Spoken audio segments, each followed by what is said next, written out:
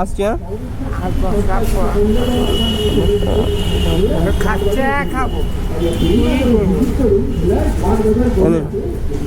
ঠিক আছে। তোমার বাড়ি কোথায়? আমার বাড়ি এইখানে বাবা, মরে গেলাম। কোথায় তোমার বাড়ি? মমতার বাড়ির সামনে কালীঘাট।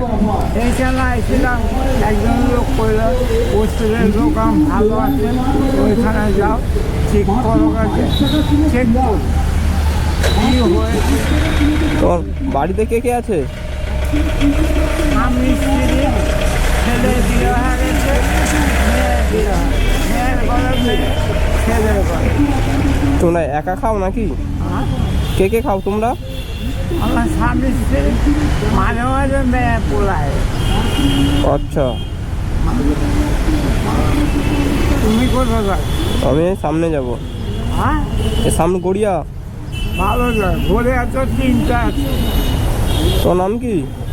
লক্ষ্মীনারায়ণ সাহা। আচ্ছা, বাবা শরীর কি অবস্থা হলো এরম ভাবে? পুরো প্রেশার বেড়ে গেছে, চলতে পারে না, ফিরতে পারে না। এক ভদ্রলোক বললো তুমি ওইখানে ওষুধ হয়ে যাও, অনেক লোক আছে, চাইলে ওষুধ। ও এগুলো ভালো, এই ওষুধ নিতে এই যে জানাশোনা মানুষ ওষুধ নিতে যে ভালো আছে।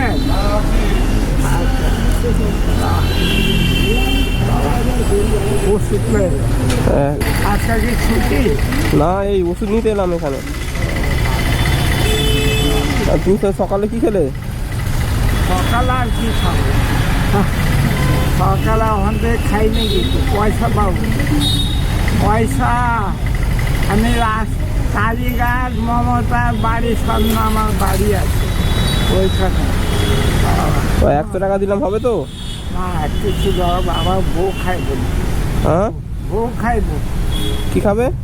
বউ আর ওষুধ কিনবো, বউ আর ওষুধ কিনবো।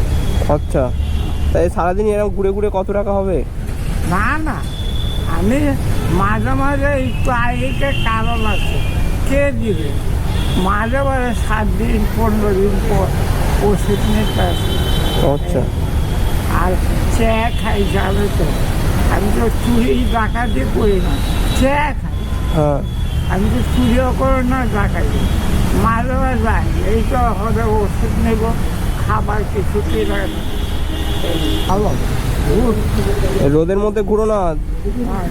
এই ওষুধ নিয়ে আর কিছু খাবো। ঠিক আছে, আসছি হ্যাঁ। আর দশটার পর